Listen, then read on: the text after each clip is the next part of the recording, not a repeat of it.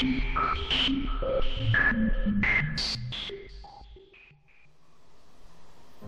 guys, it's Kurt from Wersi Club USA.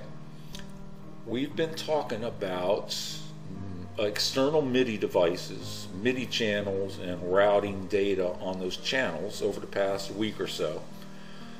And a couple questions came up. First of all, we need to thank Eric and Carlo for the help on some of the MIDI channel information that was misleading in the manual. Ross and I are getting together later today to test out a couple more things, and we'll try and post up some information about that later today or tomorrow. But Jeff asked a really good question, so I thought it'd be easier to show this than try and explain it. And that question was, how do you assign a MIDI channel to a range or a split on a keyboard? So most of us date back to when it was called keyboard split, which is not really the correct name anymore, but 10 years ago, maybe 15, you would take the lower manual and you could split it, let's say it, right in the middle. I'll just make that up. And the left side of the manual would play one sound and the right side would play another sound. I'm sure we've all done that a million times. Now in the newer stuff, OAX, it's now called a keyboard range, and you can have multiple ranges on the same keyboard. So many different splits, for lack of a better way of explaining it. I have to say I haven't used it all that much, and when I have used it, I tend to split it kind of like the old way, left side and right side. I haven't done much where I've got 3 or 4 sounds spread across the manual, only playing in certain ranges. Certainly there's a reason you would do that, and it's nice to have the feature, but I have to admit I don't use it that much. Anyway, let me go back and see if I can't show what Jeff's question was. So I'm starting off on factory preset 691, which assigns no sounds to anything, and I tend to use that when I'm doing this kind of testing so that I don't have anything kind of set up when I start. This way I'm assigning things, stepping through it as we go. So we're gonna click on the lower keyboard for upper 1, right? So we got the green circle, you guys all know that. And again, notice it's going to play from E0 to G6, which is the whole lower manual. In my case, that's a 76 note keyboard because I have a 700. So depending on which model you have, you may only see C1 to C6 if you have a 61 note lower keyboard. So let me go to sounds. Let's go to user sounds. And I happen to have one called MIDI Fun, because I've been playing around with a bunch of MIDI stuff lately.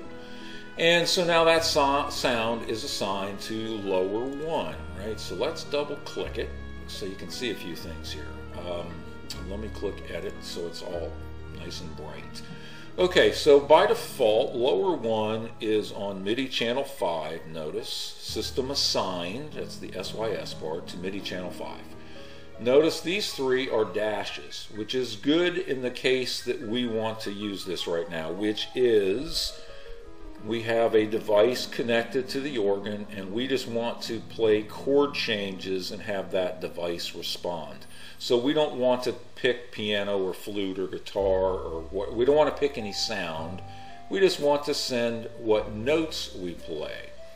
So I'm going to click the plus sign and I'm going to pick MIDI channel 2 because it appears that's what we want for the K-Tron.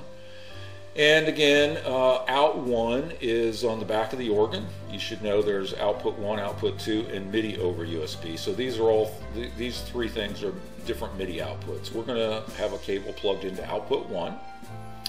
It is going to send on MIDI channel 2, and it's only going to send the keys or the notes that we are playing on the keyboard.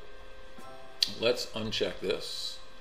And because we changed the MIDI channel, it's saying, hey, you modified it, do you want to save it? Yes, I do.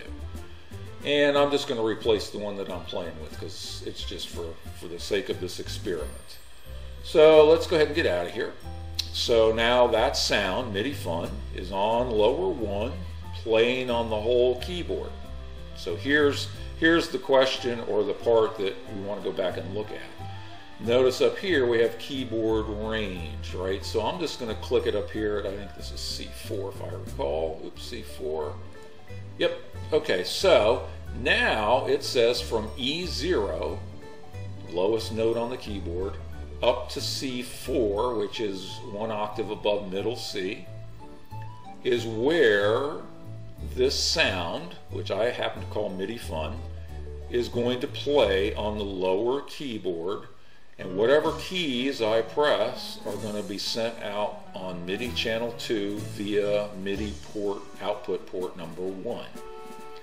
So, and again, I will verify this afternoon with Ross, because I don't have the equipment here to actually do it myself. But now if I play a C, an F, and a G chord, it should send those chord changes, or those notes that I'm playing, to the K-tron, and it should change, and the accompaniment change, and life is good. So hopefully that answers the question, Jeff, and not sure exactly where you're going.